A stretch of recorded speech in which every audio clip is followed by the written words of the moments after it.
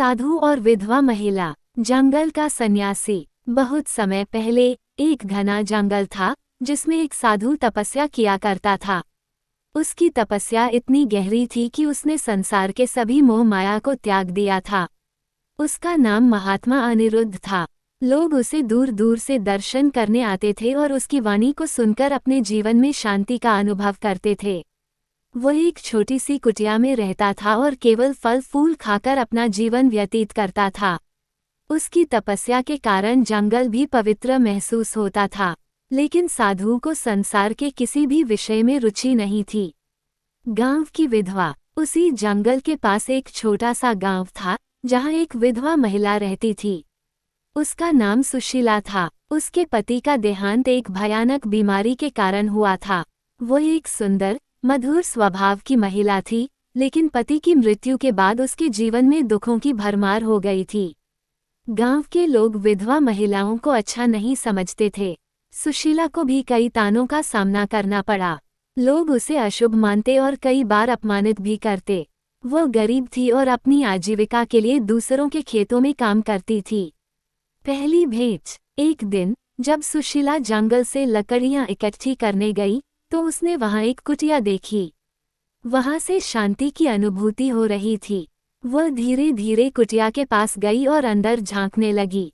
साधु अनिरुद्ध ध्यान में मग्न थे, लेकिन जैसे ही सुशीला पास आई उन्होंने अपनी आंखें खोलीं। उनके चेहरे पर तेज था, जिससे सुशीला को तुरंत आभास हुआ कि वो कोई साधारण व्यक्ति नहीं बल्कि एक सिद्ध पुरुष हैं। आप कौन हैं? साधु ने शांत स्वर में पूछा। मेरा नाम सुशीला है। मैं विधवा हूँ और गांव में रहती हूँ, उसने सिर झुकाते हुए कहा। यहाँ क्यों आई हो? लकड़ियाँ लेने जंगल आई थी। आपकी कुटिया दिखी तो सोचा प्रणाम कर लूं। साधु ने सुशीला की आंखों में देख लिया कि वह दुखी है। उन्होंने कहा, दुख तुम्हारे जीवन का हिस्सा बन गया है, लेकिन इसका अर्थ यह नहीं कि तुम जीवन जीना छोड़ दो।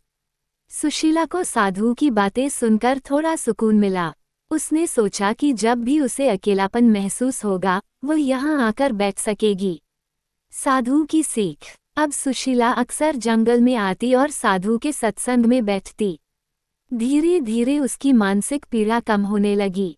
गांव वाले इस बात को लेकर बातें बनाने लगे, लेकिन सुशीला को अब परवाह नहीं थी। एक दिन उसने साधु से पूछा, क्या विधवा होना अभिशाप है?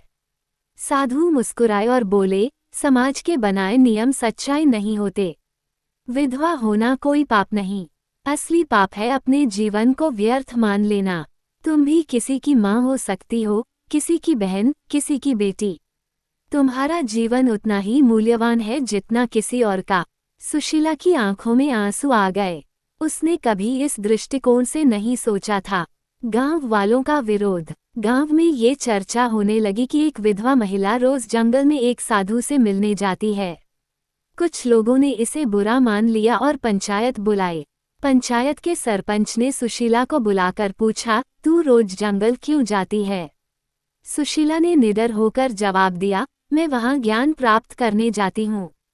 क्या ये गलत है? गांव वाले चौंक गए। एक महिला, वह भी विधवा, इतनी बेखौफ होकर जवाब दे रही थी। बदलाव की शुरुआत।